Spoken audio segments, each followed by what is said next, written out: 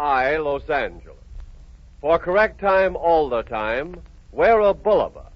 Here's the greatest watch value ever offered, the Bulova Dean, 15 jewels, only $24.75. Maxwell House Coffee presents Good News of 1939.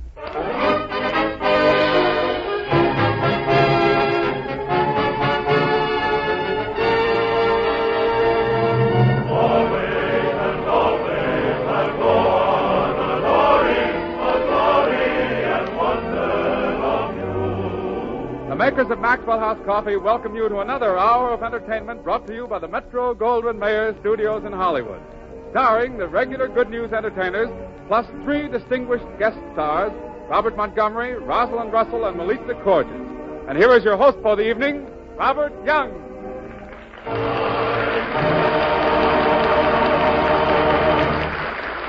Good evening, ladies and gentlemen. Getting right down to business, Meredith Wilson opens the program with a new song called Cuckoo in the Clock, in which I hope to participate if I can possibly get up the necessary nerve before the second chorus. Go ahead, Meredith.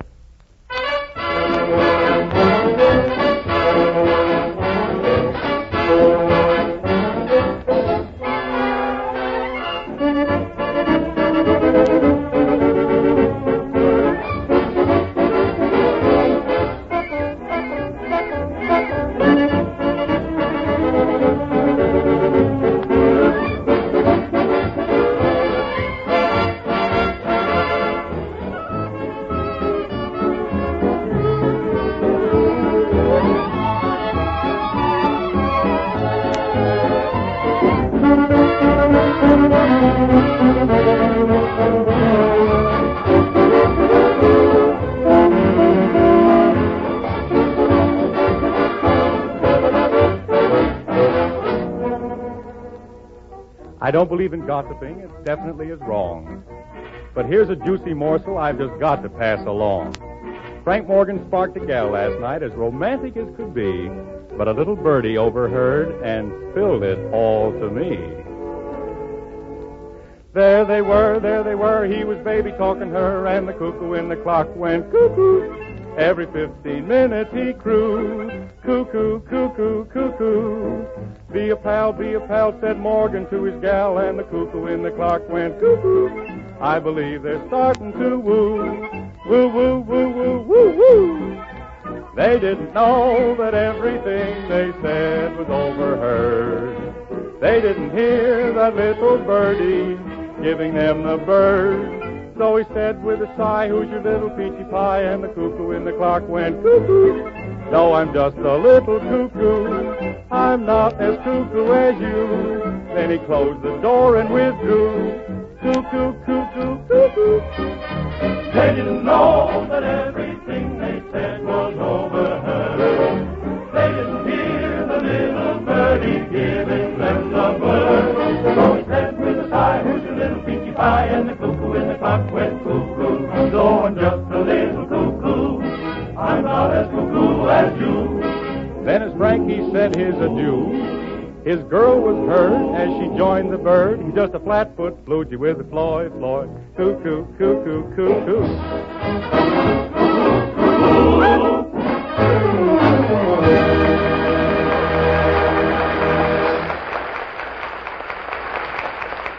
Well, that was mighty good singing, Bob. I should say it was, Bobby. Why, Rosalind Russell.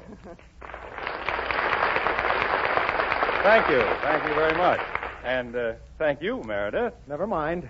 Miss Russell, I'm glad you're here. Oh, well, that's very nice, Mr. Wilson. I got a special reason. Oh, come, Meredith. I wrote a valentine for Miss Russell, only I didn't know where to mail it to her. Well, suppose you let me hear it. Then if it's good enough, she'll give you her address. Oh, that's fine. Let me see. I put it in my valentine pocket. Here it is. A valentine. This valentine comes from my heart. And the heart, you know, is a muscle. To place the horse before the cart. I love you, Rosalind Russell. Oh, that's beautiful. I'd mail it to her in care of her agent, Meredith. Oh, no, don't do that. I want it right now. And I'd like to make up a valentine for you, Mr. Wilson. Go ahead. I'm all ears. So you are. They're under his hair. Now, cut it out, Bob. Let me hear the Valentine, Miss Russell. Well, all right. Now, give me a few seconds to think of one. Here, A Valentine.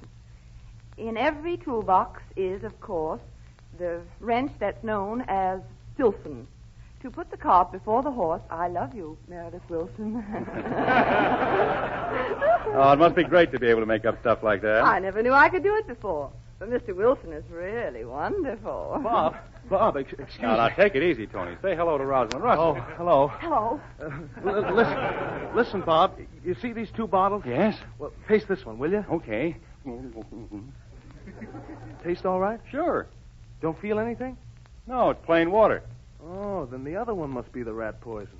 Hey, come back here. What's the matter? Why, Tony Martin, what kind of a joke is that?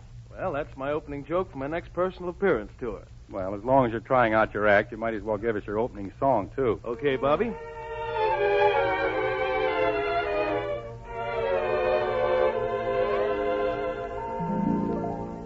I promise you with heart sincere that I will always love you, dear.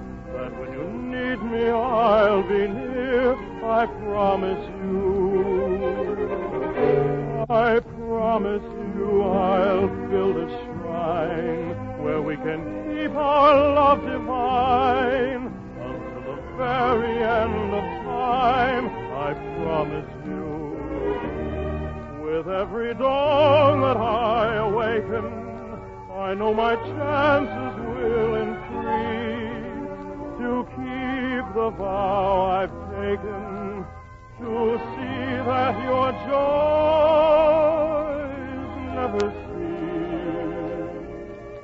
I promise you your heart will sing in what will seem eternal spring.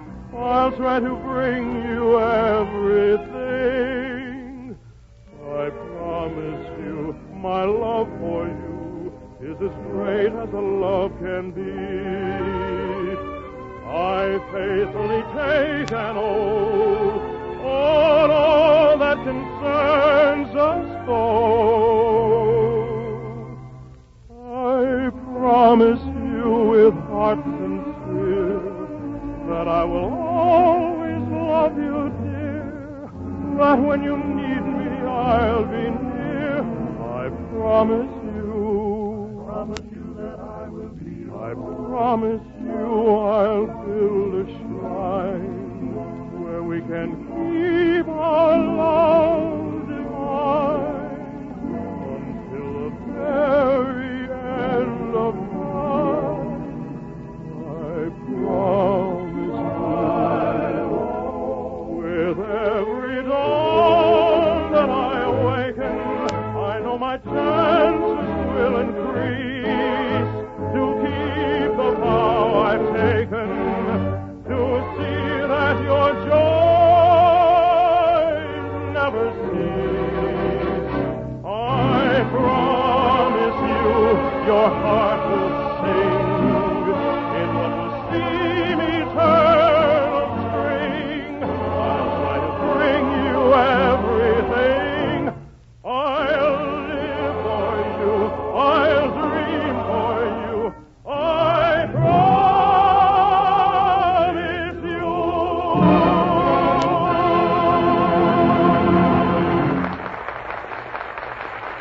Oh, that was swell, Tony. And now, ladies and gentlemen, here's Fanny Bryce as Baby Snook.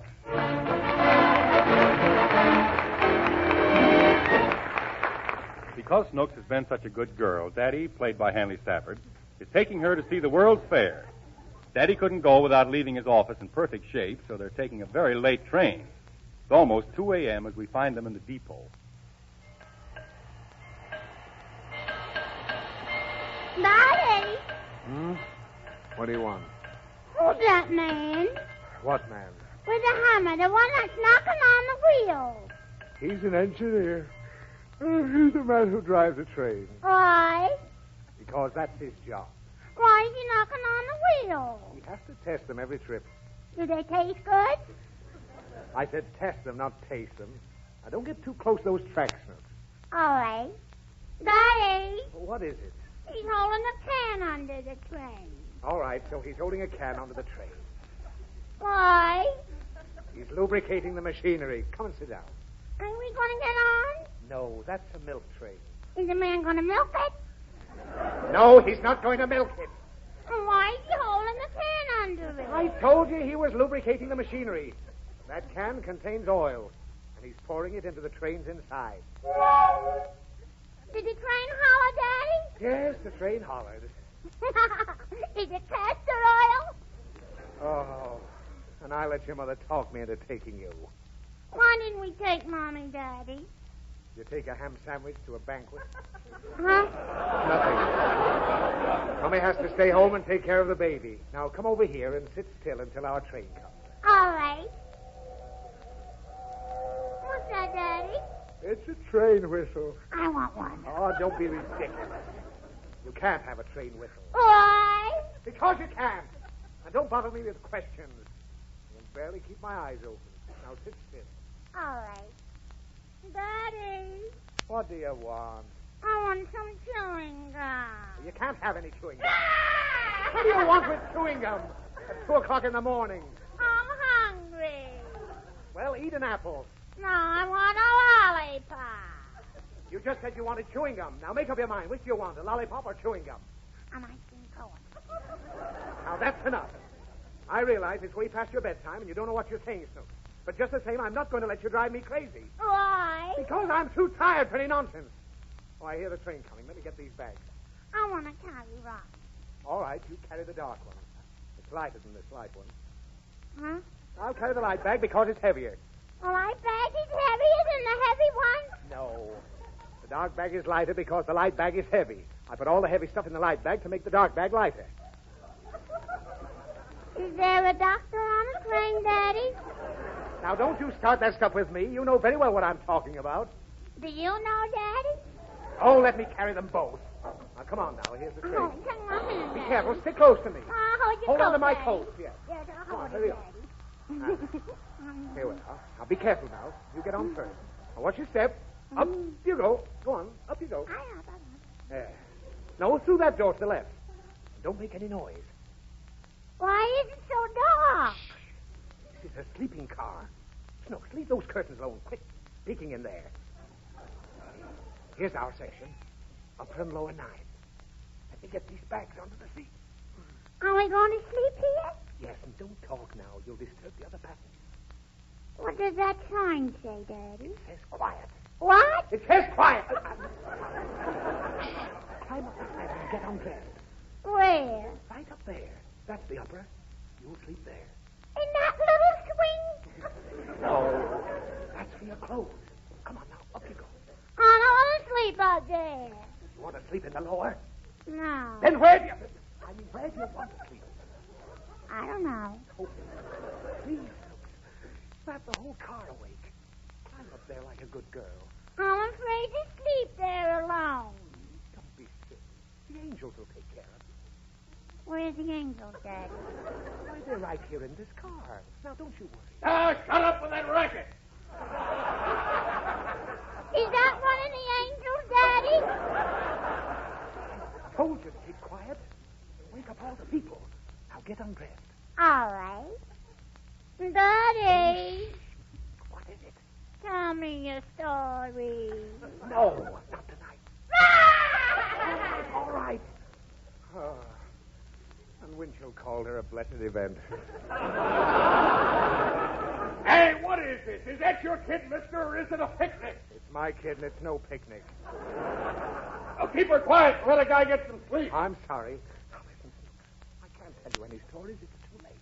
No, jump out of the window. Wait a minute, please. All right. I'll tell you a quick story, but no interruption. You understand? Uh-huh. Now, this is the story of Dick Whittington and his cat. Oh, I like it. Now, once upon a time, there was a little boy named Dick. His parents had died, and he was... Whose parents? Dick's parents. They had Dick. Dick Whittington. Who's he? The boy in the story. Which story? The story I'm telling you. Daddy. Well, don't interrupt. After Dick's parents died, he was very poor. So he took his cat and started out for London. He tried to get a job. The cat tried. No, Dick tried. Dick who? Dick Whittington!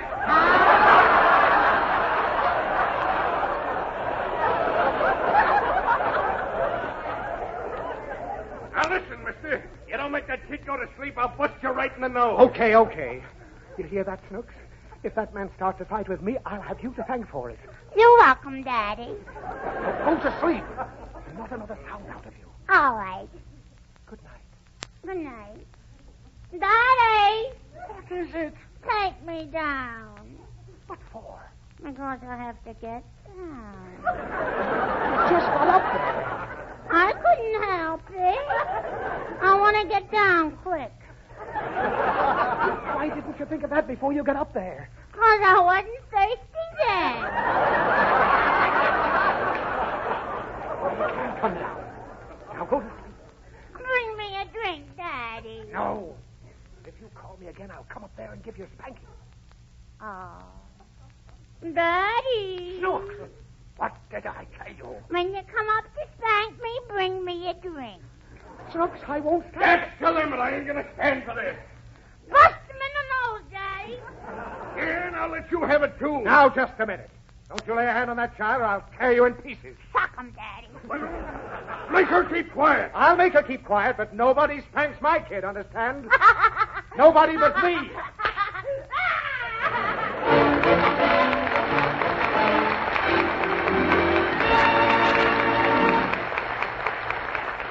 Say, Bob, I have here a letter that's as short as it is interesting, and I'd like to read it for a very good reason. Go right ahead, Warren. Well, first, let me thank Mrs. R.S. Freeman of Hightstown, New Jersey, for sending it to us. It begins, My husband is a mining engineer and spends a great deal of time in South America. Several times a year, when he's in Caracas near the Venezuelan coast, I go down to remain with him. In spite of the trouble, I always take a sufficient supply of Maxwell House coffee with me to last until my return. It's more than worth the bother I go to, since we both enjoy your wonderful Maxwell House coffee to the very last pound. Thank you again, Mrs. Freeman.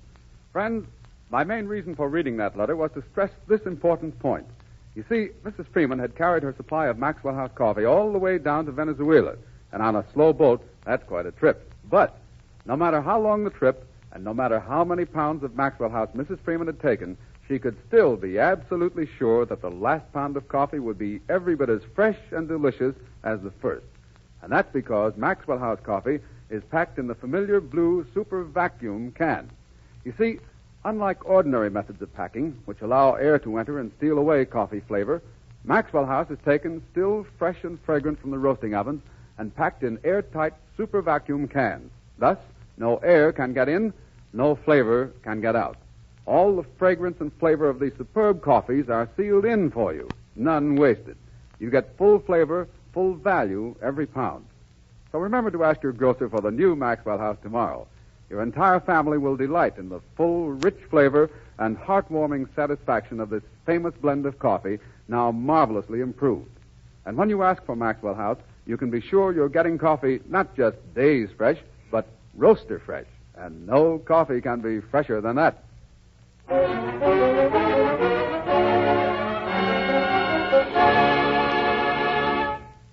No member of our Maxwell House program has met with greater success than the next lady we have the honor to present. By popular demand, we bring you the grand singing star of the great waltz, Miss Melissa Korcher.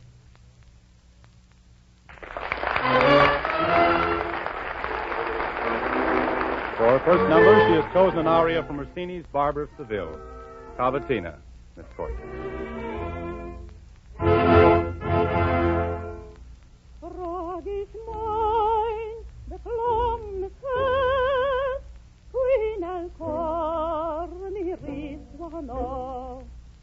Il mio cor ferito è già e l'indoro che il piagò l'indoro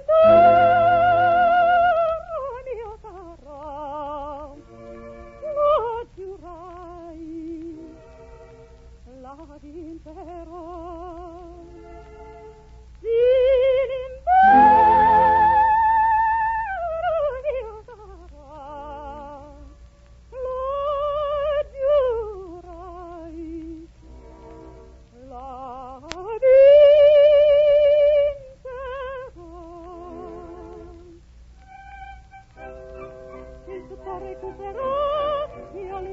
riderò, alla fin faticcherò e contenta resterò.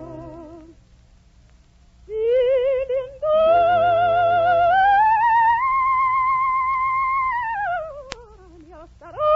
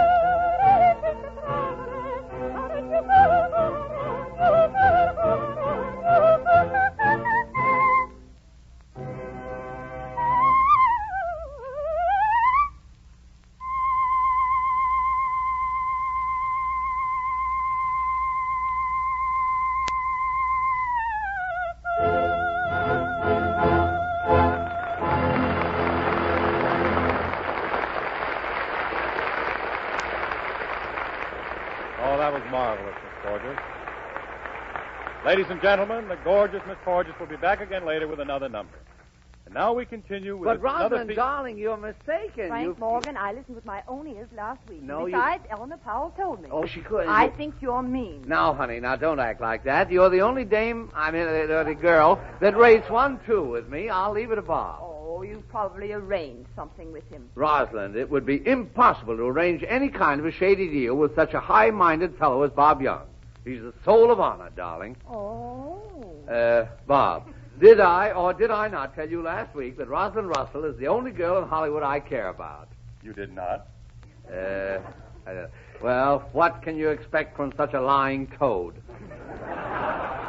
Glad to help you out at any time, kid. Frank Morgan, I hate you. No. Here, take back your old gardenias. Oh. Ha, ha, ha, ha. What are you smirking at, Young?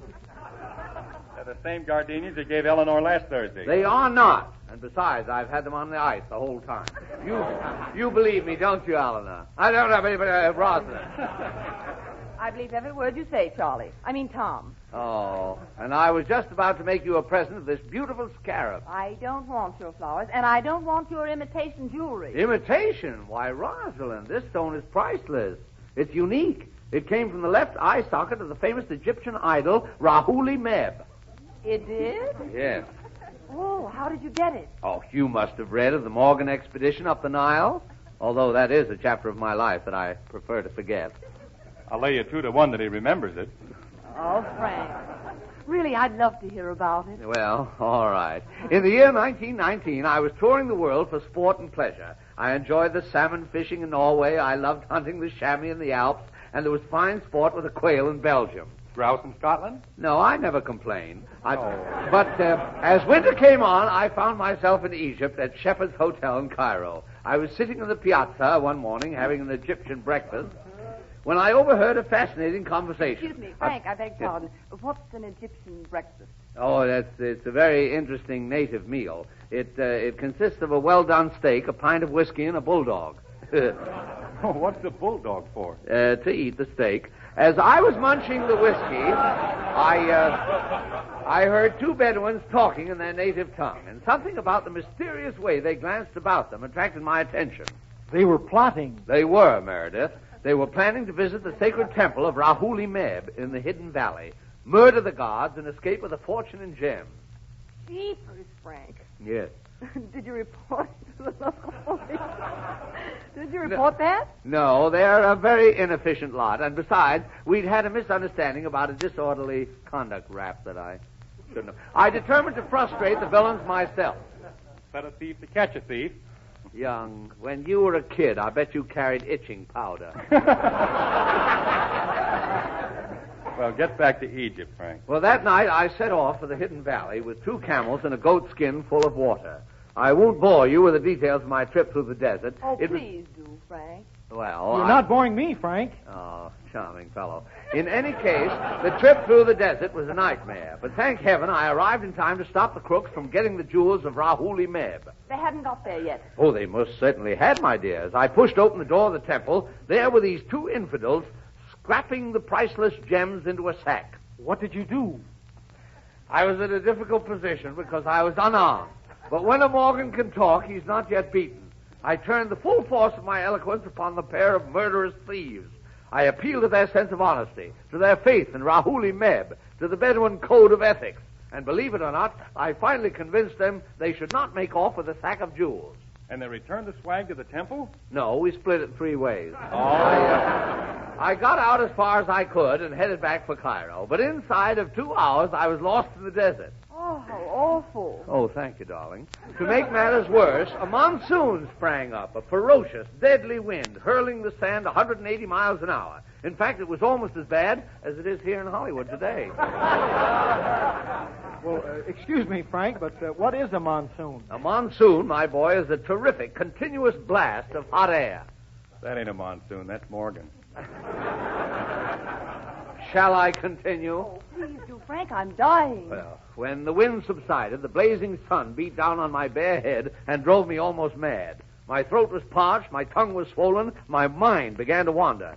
Imagine my feelings when suddenly there loomed up before me in the haze of the desert a fully equipped drive-in soda fountain. A mirage. No, it was a drive-in. A little Arab was running the joint. Well, I fortified myself with a couple of Maltese and asked them the way back to Cairo. But the cunning fellow refused to tell me without a fabulous reward. Well, what did you do? I had to give him the sacred jewels, all except this scarab.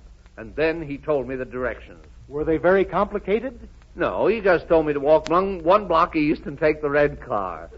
Well, I took it, and that's the end of the story. Would you like to look at the scarab, Rosalind? Yes, Frank, please.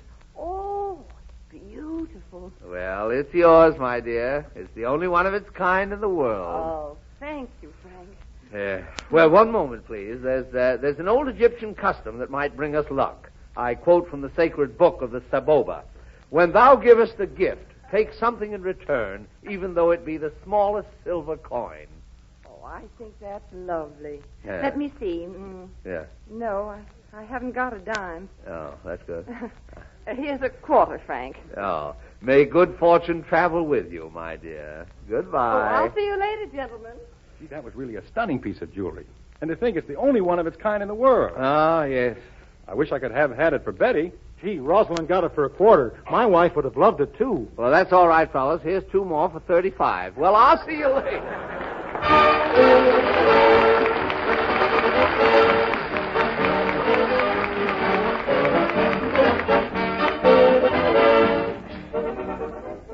Warren, I I suspect that wonderful fragrance of freshly made coffee announces our familiar Thursday evening custom, huh? It does indeed, Bob. And tonight, as a special guest of honor, we've asked Rosalind Russell to join us in a steaming, freshly made cup of the new Maxwell House coffee. Thank you, gentlemen. Drinking a cup of your Maxwell House coffee will simply be carrying on an old Russell tradition. And an old American tradition, Miss Russell. You see, every Thursday evening at this time, we pause in our festivities for a moment of relaxation over a cup of this coffee that's good to the last drop. And so, friends, to all of you who are enjoying our show, we again extend a cordial invitation to join us right now in this friendly Maxwell House custom. Meredith, music, please, and make it as mellow as Maxwell House.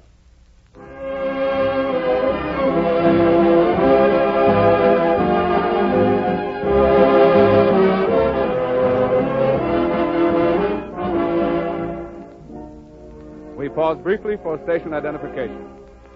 KFI, Los Angeles.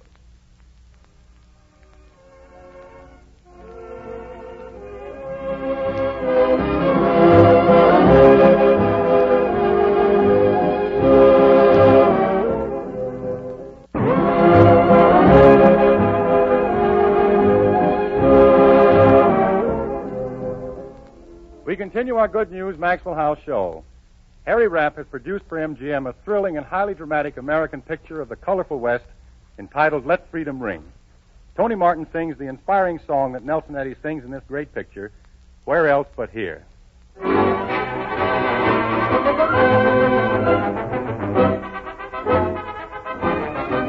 Where else but here are you the master of your own little world? Where else but here do hearts beat faster when the flag is unfurled? For your peace and security, you should stand up and cheer. Where can you live, laugh, and love? Where else but here? You can count on friends when you need them. You can't be a slave 'cause they freed 'em. You can always save for a future rainy day. Oh, you can say whatever you choose to. Laugh and love the way that you're used to. Dare to share the laughter of children when you're gay. For the peace and security, you should stand up and cheer. And tell me, say, can't you see where else but here? We can eat what we want. We can read what we want. We can come, we can go as we please. We can love whom we want. We can talk as we want. We can watch our children grow. You can vote, you can think, you can scheme, you can sing, you can smile, and you can hold your head up high. You can follow any dream. You can hope and you can scheme. You can dream. You can work. You can play.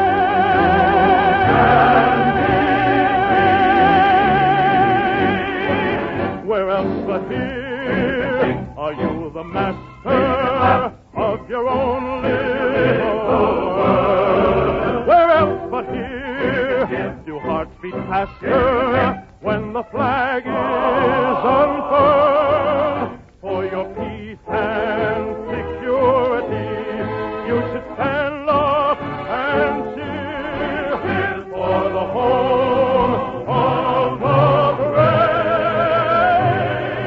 Where but here? Oh, West.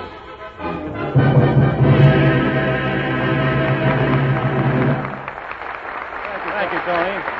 Sorry that had to be your swan song, but it couldn't have been more beautiful.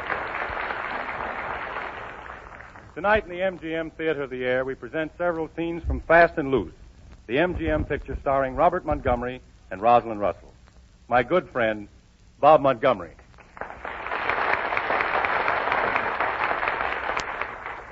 Ladies and gentlemen, for the past 2 days I've been suffering with a very bad attack of laryngitis. And up to a half hour before this program started, I'd hoped that it would be possible for me to go on and play these scenes from Fast and Loose with Miss Russell. However, I find, as you can tell by listening, that it would be impossible for me to do it. Bob Young has very kindly offered to take my place. I want to thank him for his kindness and his courtesy and tell him that I hope he enjoys playing opposite Miss Russell on the air as much as I did in the picture. I know you will bear with him because he is unfamiliar with the script. He is probably the most distinguished understudy I ever had. I hope that I'll have the privilege of being on the program in the near future. Thank you very much.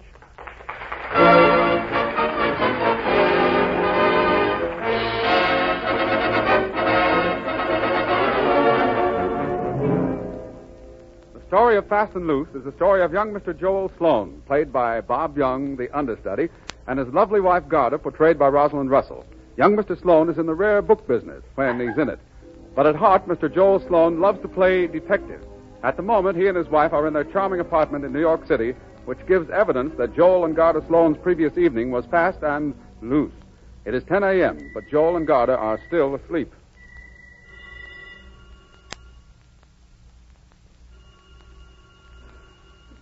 Joel. Huh? Joel. What? The phone. It's ringing. What do you expect it to do? Sing? Maybe the building's on fire. Oh, no, the building can't be on fire because I'm so cold. Let's play a game of casino to see who answers the phone. I never gamble. I do all the work around here while you just lie. Hello? Who is it? It's Christopher Oates, and he's babbling incoherently. Oh, give me the phone. Joel Sloan speaking. When you hear the musical note, it will be exactly... What? You mean now, this minute? Well, all right, Mr. Oates.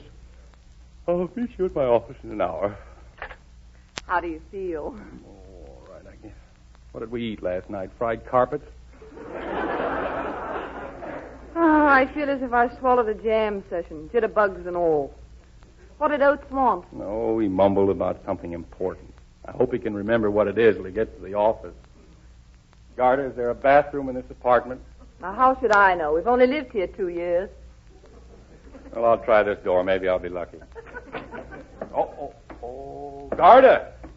There's a man in the bathroom. He's got on a pair of my pajamas. He looks like a tramp or something. I don't know who you are, my friend, but if you'll stand still, I'll shave you. Oh, you fool. That's a mirror. Oh.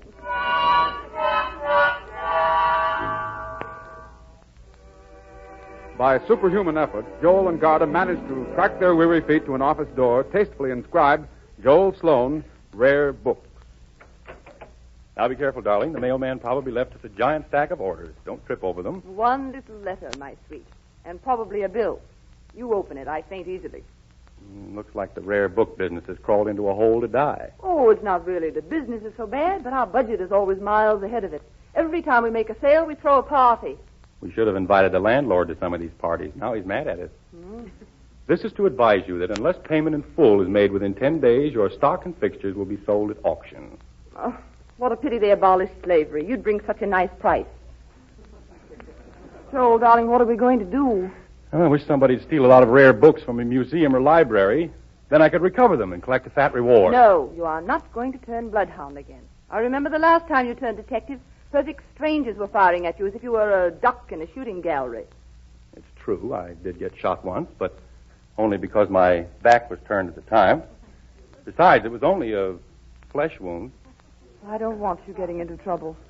I worry when somebody shoots you. Well, we've got to raise the money. The sidewalk is staring us in the face right now. I'll take in floors to scrub. I'll help. And, darling, besides, we've still got Christopher Oates. He's rich. He'll buy lots of books. And he'll be here any but minute. Oates is screwy. But he's just as rich as he is screwy. Nobody could be that rich. Why, his firm retired him because he could never remember what business they were in. No, he is a little absent-minded, but... you see, he's not so bad. He found the door all by himself. No, sit still, dear. I'll get it. Hello, Mr. Oates. Yes. Hello, Joel. Yes. No. I'm Mrs. Sloan. Take another look. Yes, of course. Yes. So you are. Yes. That's Joel, Mr. Oates, over there, back of the desk. Yes, of course. Well, good morning, Joel. Say now, why did you send for me? No. You called me. Remember? On the phone? You said it was important. Important? Oh, yes, of course. I should say it. Now, listen. Now, this must be kept absolutely private. You know Nicholas Torrance, the financier? Yes, of course, by reputation. Well, he's in the gravest financial difficulties. Who isn't?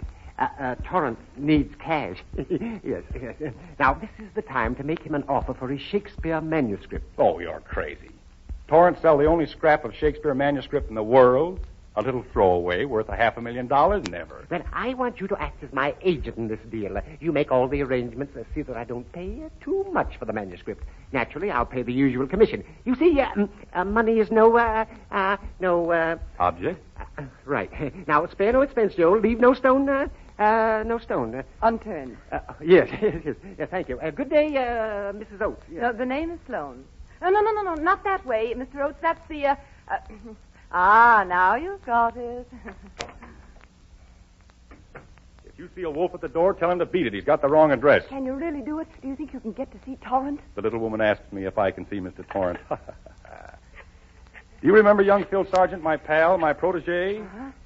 Mr. Sargent, please. Well, he's now private secretary to guess who? Nicholas Torrance? Right. Now watch me go. Hello, Phil, old boy.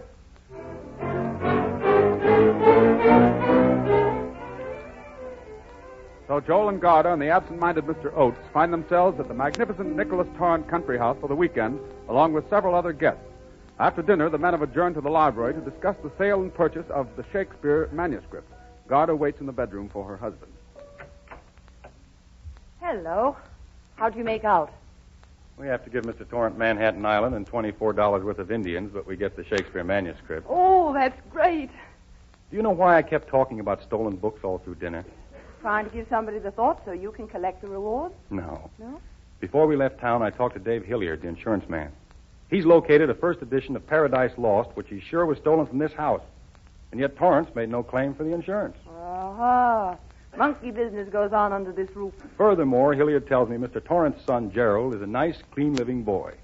Only he drinks a lot, gambles heavily, and runs around with some pretty shady dames. No vices, eh? So if there's any dirty work going on here, Gerald Torrance is doing it. But didn't you notice that your secretary friend Phil looked pretty uncomfortable when you were talking about stolen books? Yes, but so did Gerald. And while we were talking business in the library tonight, I thought I saw Gerald watching us from the terrace. Oh, Grandpa, what big eyes you have. I need them in my business. Well, come over here and look out the window. And feast my eyes on what? Look, your little boyfriend Phil is out on the terrace with Mr. Torrance's daughter, Christina. Say, he has got a good job. That was quite a kiss, wasn't it? Now, don't be an old snoop. Come to bed. No, this worries me. There's a boy making $50 a week and in love with a very rich girl. Now, don't be jealous just because you happen to marry a poor one.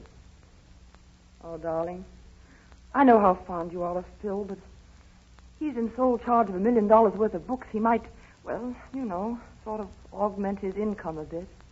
I know, but I have a feeling Phil isn't like that. Well, stop peeking out that window and come to bed. Ah, young love. They're kissing again.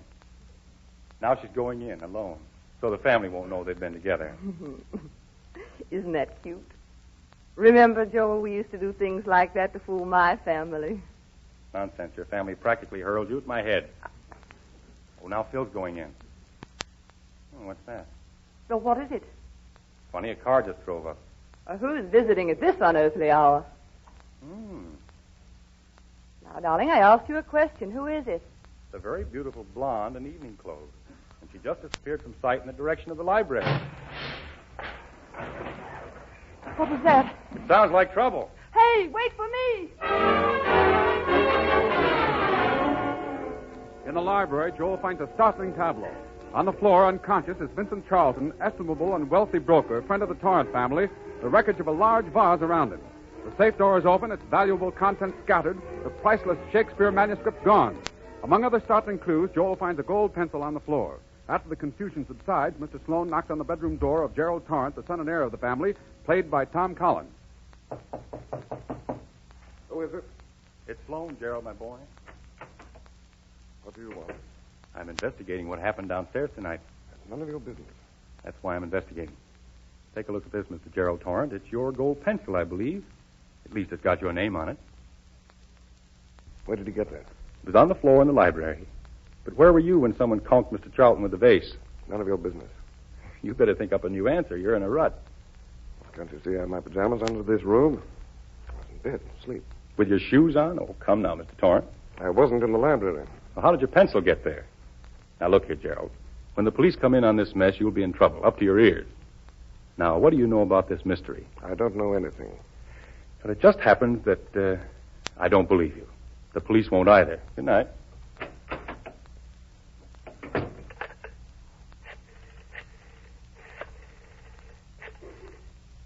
Hotel Claremont? Has Miss Bobby Neville come in yet? Hello, Bobby. This is Gerald. Listen, darling, everything went haywire tonight, and I can't talk to you now. I'll see you tomorrow. Gerald didn't know that Joel Sloan was listening to that phone conversation from outside the bedroom door. Result, early next morning, Mr. Joel Sloan knocks on the door of Miss Bobby Neville's apartment at the Hotel Claremont. Miss Bobby Neville is played by Joan Marsh. Come in. Good morning, man. I represent the Security Mutual Union Insurance Company. Are you provided for in your old age? So we don't have to worry about that for quite a while, do we? And what do you want? First, I want you to take your hand off that telephone. Don't call for help till you hear my story. Gerald sent me. I must say that Gerald seems to have exquisite taste in lovely little blonde girls with wide open, innocent blue eyes. Not a day over 22, are you? 23 last no. Did you say Gerald sent you? In a way, that is. Why did Gerald send you to me? Thank you, Miss Neville. Or may I call you Bobby? I promise you your confidence is not misplaced. Tell your story and tell it fast. My name is Sloan, and... Joel Sloan? I see Gerald has mentioned my name. We're great chums, Gerald and I. But what do you want with me? Is Gerald in any trouble? He might be. And that might go for you, too. The police might get interested in everybody who visited the Torrance estate last night. I don't know what you're talking about. Why did you come here? Did Gerald really send you? Gerald isn't very bright, I'm afraid. He phoned you last night, and it just happened I was standing outside his door. As long as you and Gerald are friends, I did visit her last night. And you know how it is. The family didn't approve of me, I guess. So we have to meet secretly. That's very romantic.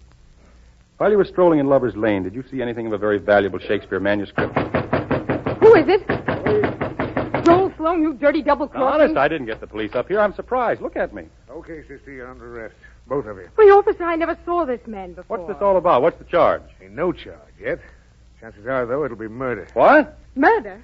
Murder of Nicholas Torrance and the theft of a Shakespeare manuscript.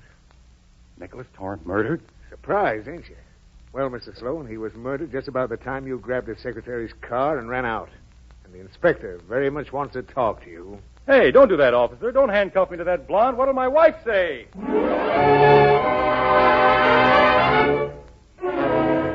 Shall we draw the veil of charity over the painful scene when Garda Sloan sees her husband brought in, handcuffed to that seductive young blonde Bobby Neville?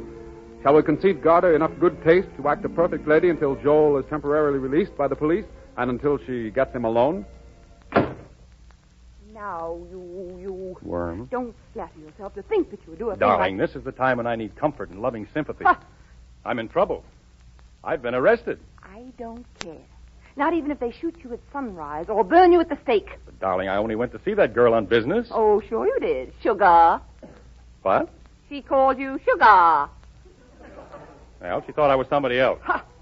I wish I were. It's uncanny. Every time you turn detective, there's a beautiful woman in a crime for you to chase. Well, I guess I'm just that kind of a detective. It's a fine thing. They trapped you right in that huzzy's room in a nightgown. Nightgown? I was wearing the same suit. Not you, dummy. The girl, Miss whatever her name is. Oh. I didn't notice what she was wearing. Didn't you really? Certainly not. Well, I could forgive you following a clue, but why did you have to go to a room? A detective must follow wherever his duty leads. Well, all right. But you're not to follow any more blonde clues, or I'll have you put on a leash. Never again. Now am I in good again? Yes. How good? Well, I'm going to let you take me out tonight, and I'm going to let you spend some money on me. I know just the place. We'll see the sights, possibly have a go at the Wheel of Fortune. Have you ever been to Lucky Nolan's? No, what is it? A high-class gambling house. Expensive, exclusive, and right now, in connection with the murder of Nicholas Torrance, very interesting. 36, black and even. Bingo, that's my number. That's picking him. Do it again. Do they play for keeps here, Joel? I wouldn't be a bit surprised. Right now, for instance, I think they'd like to keep me. What? Shh. Those two healthy gentlemen haven't been more than 10 feet behind us since we came in. You cash in and beat it, honey. Wait for me in the car, and if I don't come out in half an hour, phone the inspector. Right. Try and come home all in one piece, darling. You know I don't look well in black. I beg your pardon, my good man. Where can I cash these chips? Mr. Nolan's office, in there. Well, I'm rather in a hurry. Isn't there a cashier? No. No, I can see by your face that there is no cashier. Go home. Come in. Good evening, Mr. Sloan. Good evening. I just dropped in to cash some chips. Of course, Mr. Sloan. I have exactly $5,000 worth of chips here. Haven't you made a typographical error? Those chips are only worth $100. I adjust the value of the chips to suit myself. Naturally, I expect you to do something for me. Naturally. What? Keep out of the Torrent affair and mind your own business. I had a vague idea you were interested in that case. Just a matter of friendship. Mm-hmm. Now, I have here $5,000 in cash. I want your promise to drop all interest in anything that happens at the Torrent home. And if I don't? You, might have an accident. Serious? You can't tell. Now let me tell your fortune. A tall, dark man who looks strangely like me is going to interest himself in you. I don't like to be threatened. Good day, Mr. Nolan. Did you really think I'd let Mrs. Sloan leave this place so she could phone the police from outside? Garda? Where is she? Oh, she's safe enough. In a room downstairs with a couple of my boys. Now, listen. Joe. Yeah, Mr. Nolan. Is Mrs. Sloan quite comfortable there with you? A lot more comfortable than you'll be if I ever get my hands on you. Think it over, Mr. Sloan.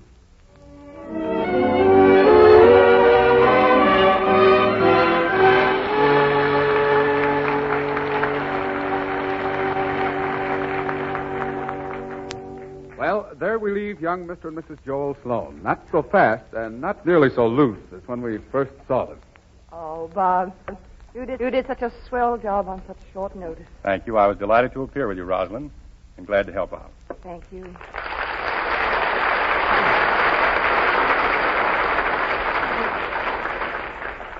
Now we come to Meredith Wilson's concert hall, where once again Melissa Gorgeous is the guest of honor. She has chosen to sing the famous Fuseli's Serenade.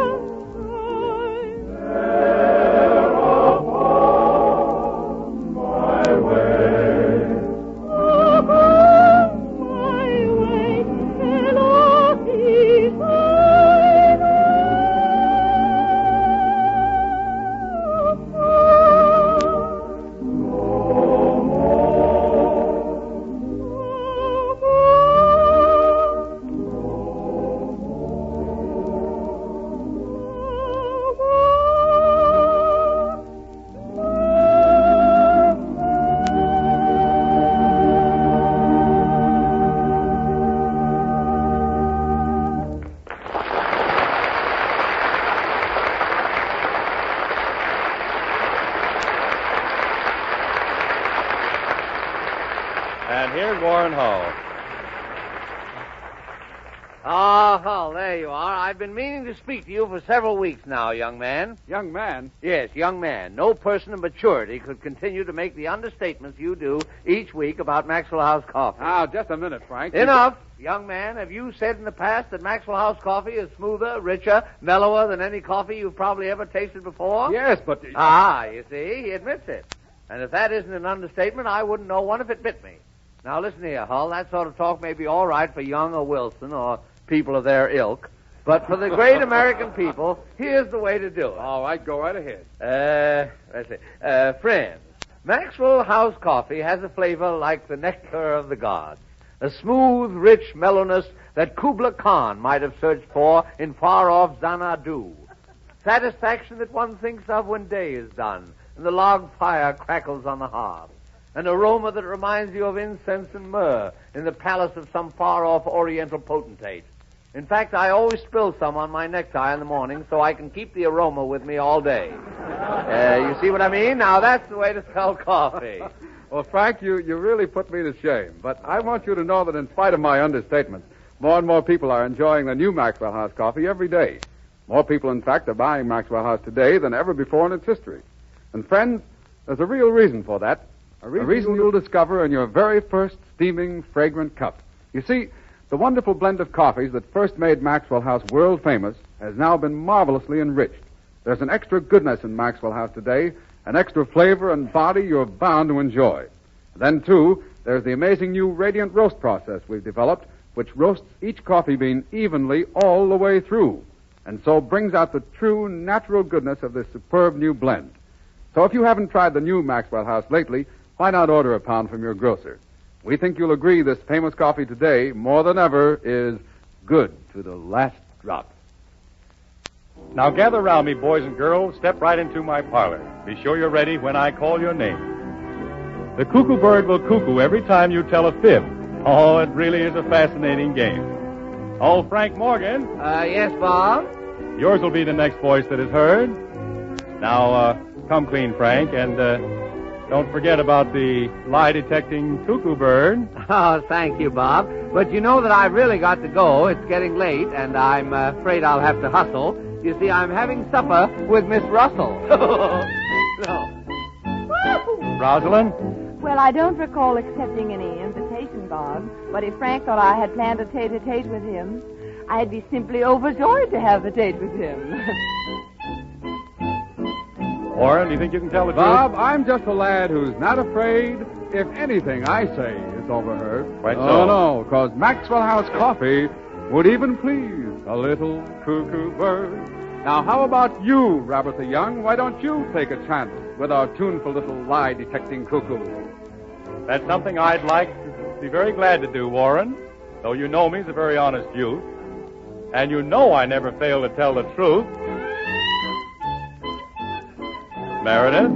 Well, Bob, you're awfully nice to include me in the game. And I'd like to try that little cuckoo bird. But I think I should be seen and not heard. Daddy Stafford, would you care to put your daughter on the air? Why, of course, Bob, if you really think I better. But when it comes to showing off, you know I never let her. Go on, son. I would like to take this little cuckoo home with me. Cute. And have him hear the stories that the daddy tells my mama when he didn't get home. The happy, sweet cuckoo, cuckoo, cuckoo. Now, Tony Martin, would you like to say adieu? Well, Bob, there's one thing that I really can assure you. With all the folks I get to meet, being with you has been a treat. I'd be proud to join the gang again real soon, even if I never ever sang another tune. Cuckoo, cuckoo, cuckoo.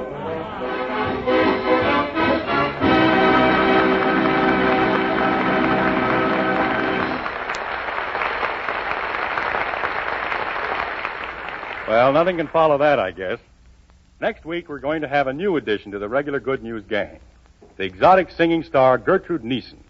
As extra features, the glamorous Melissa Corgis and Kerry Wilson, creator of the Hardy Family series, and whose voice you've heard in his famous What Do You Think short subjects. And, of course, Fanny Bryce and Hanley Stafford, Frank Morgan, and Meredith Wilson and his orchestra. See you next Thursday, and in the meantime, go to the movies and take the family with you. Be sure to see Mickey Rooney and Huckleberry Finn. This is Bob Young saying good night. Here's a special good news bulletin. Day after tomorrow, Saturday, at San Francisco. Those of you who are planning to visit Treasure Island and all the wonders of this great exposition will welcome the cheerful stimulation of a steaming, fragrant cup of the new Maxwell House coffee. It'll be right on hand to greet you. Look for the Mayflower Donut Shop on the exposition grounds where Maxwell House is served exclusively. You'll enjoy taking time out over a cup of this coffee that now, more than ever, is